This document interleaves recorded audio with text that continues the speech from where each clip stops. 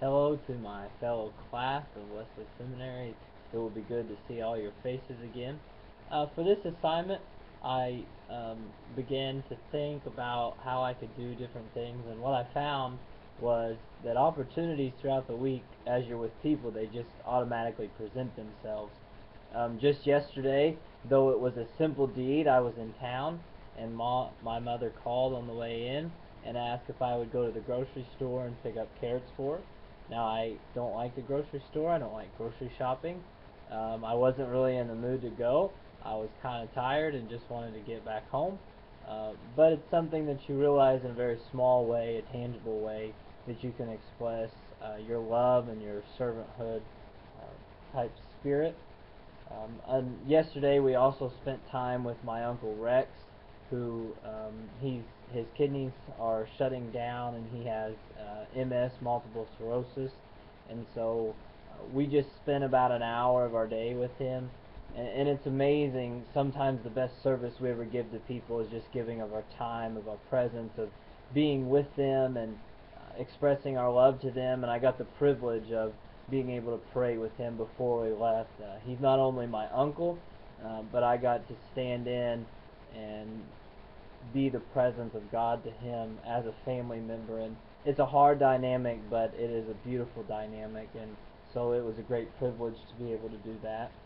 On Sunday, one of our worship leaders, her daughter, had surgery on Monday, a very extensive surgery. It was about 5 hours long, and so I had spent time with them there, and she had kept her grandkids all week. One that is 4 years old, another that is just about a year old, and so she was just completely exhausted. And we've been doing this thing at our church where the teens have been staying afterwards, and we've had a little meal, and we've then had discussion time on the message itself. And so I just simply volunteered. I said, I'll bring your grandson home to you, because I had been trying to think of ways to be able to help her out throughout the week, and I had expressed to her, if you ever need anybody to run errands or to pick up the kids or whatever, let me know. And that opportunity presented itself on Sunday without her thinking of it, and so I had the opportunity to do that, to just give back to her and help. Another opportunity that I gave this past week in serving someone else is a guy that I mow for. He was from the church that I grew up in, and it's his father's home, and they've had to move his mother and father into a nursing home. And they've paid me to mow their yard this year, and it's a great privilege when you get to mow for somebody. It may seem very simple, but you get to knock a little discount off the price, and you realize you don't make your money off of everybody. The last week, I was out mowing, and it was a full day mowing, but one of my yards, she asked that it wouldn't be mowed this week.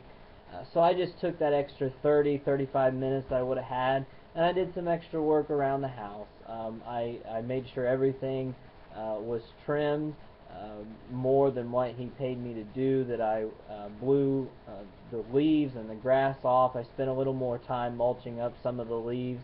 And the only reason I say this is because I have to have 6 things to do. I don't like, it's not about us, doing these things. It's just an opportunity we get to serve, and what a privilege that is. And so in a very small way, I was able to do that for him. Another opportunity came. My girlfriend and I went out on Friday night to eat. We had a gift card to Outback Steakhouse, and oh man, did it hit the spot. And we had this waitress. She was young. I always like to sit back and assess people and try and think of people's story. And so I just envisioned her as being a young person, probably going to school. And when the opportunity came to tip her, she was excellent. She didn't come too much. She came just enough, but was an excellent waitress. And so I gave about a 25% tip. Part of that was because of having a gift card, and I wanted that money to go to her. But it was just the opportunity in a small way. I always want to tip well, and I usually tip 15-20%, but I just wanted to tip more. And actually I did this before I even realized this was part of our assignment. I just that's something I wanted to do. I felt God calling me to do that, and so it was an opportunity to serve. Another was after church Sunday, and this may seem very small and insignificant, but I always like to walk through the pews, and I pick up the bulletins and all the this time of the year, the Kleenexes, the dirty Kleenexes. It's unbelievable people can't take their dirty Kleenexes out. Um, but just straightening out, making sure the toilets are flushed, emptying a trash can. I went through and did that. Our custodian only cleans every other week, and actually cleans half the church because of finances. One week, the other half the next, and so just trying to help her out, and I just wanted to be able to serve in that way. Some of the areas, some of the obstacles is just knowing what to do. You want to help people all the time, but knowing how to help them sometimes is hard. One of the insights that I received was it's not about the action, and it's not so much about the other person as much as it is who we are as leaders. It's simply doing what God is calling us to do. Whether we get recognized for it or not, it has to come from the heart, and that we want to do that and we want to serve other people. And so it's more about who we are than it is about the action itself. Some of the reactions I received, I really didn't receive any reactions because I want to do things that people may not have an opportunity to give me praise or credit for, because I don't want it to be about me.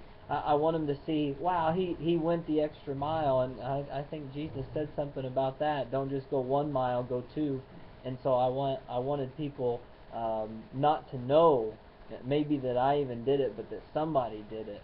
And so there wasn't really a lot of reaction to that, and that's okay. And if I did this on a regular basis, what would it be? Um, I'd be more intentional. And I'll confess, part of these things I did before I knew that this video was coming up, and so um, I realized that I am somewhat intentional in doing things, but I don't know that I'm intentional enough. And so if I did this on a regular basis, if I thought every week I need 6 things, or I should do 10 things, without just it becoming a checklist, but I would be more intentional.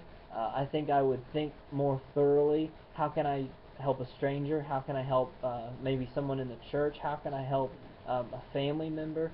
And all of that, I think I would just be more intentional in doing. And I think the more I would want to give. And so that's kind of the challenge I give to myself.